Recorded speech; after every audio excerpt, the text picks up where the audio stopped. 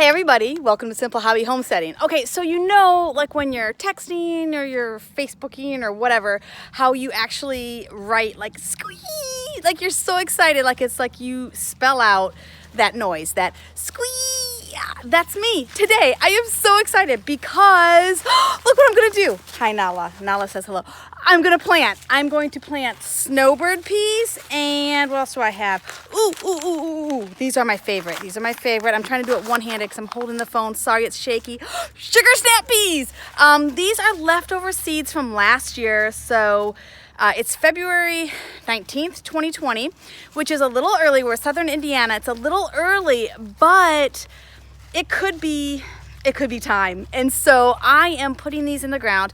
I do last year's seeds as my first crop of snow peas. Oh, cats fought right at my feet. I do last year's seeds as my first, or kind of leftover seeds as my first crop of the season, just so if they don't work, if we get super cold snap and they don't come up, I'm not crying, right? It's not brand new seeds that I spent a lot of money on. I'm not crying. It's last year's seeds. If they make it, that's great. If not, then no big deal. I've always had really good luck with them doing just fine. I've done this now for 10 years. And so February 19th, 2020, I'm getting them in the ground. The ground is perfectly able to be worked. It's unfrozen. It's nice and moist because we've had a ton of rain, but not super saturated, so it's a good time to dig. And I'm gonna put these in. I'm gonna wait a couple weeks, see what comes up. Whatever ones don't come up, I'll just put replacement seeds there. And what else? I don't know. I'm just super excited. The sun is like really bright. That's why I'm kind of squinting a little bit.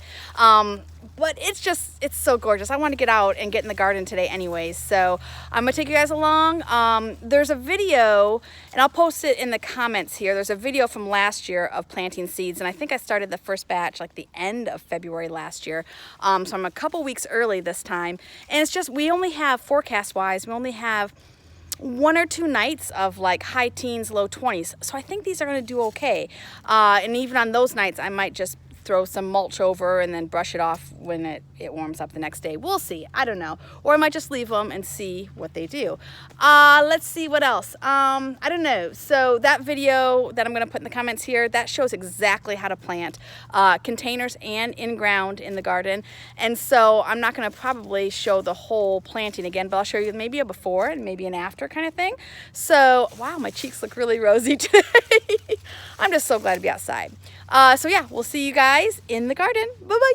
Alrighty folks, we got it all cleared out. We got them all planted, and we did about a half a package of snowbird peas and a half a package of sugar snap peas. Oh no, I'm sorry, it was sugar daddy peas. So we have sugar daddy going down all this side. There we go.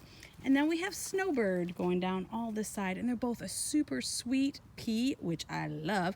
And what we did is I just took a stick and did a hole, and I put each seed a couple inches apart. And what we'll do is in a couple weeks, we'll see what all's coming up. And if there's any that aren't coming up, then we'll just put a new seed there. And because that means either I did them too deep, it got too cold, the seed wasn't good, who knows? These are last year's seeds. And so I always do that with the first batch that I put out, they're usually last year's seeds, just in case. So if they don't work, there's not that much loss. So what we do is we put that hole, put the seed in, I put some loose dirt on top, and then we put the mulch of, you can see against the fencing, it's a mix of goat bedding, which is hay, and the goat poo. And it's been composting for a while. You can still see some of the goat poo berries, but those will compost down as the rain hits it. And then on the outside, what we're doing this year, we had a plethora of leaves, bagged leaves, thanks to a good friend. Thank you very much, Shouses. And so we mulched around the edges with the leaves, and those are just going to be the walkways. So what we're going to try to do is all the walkways we're going to mulch with leaves, and maybe even put some gravel down. I'm not sure. The problem is my walkways kind of change every year. They shouldn't.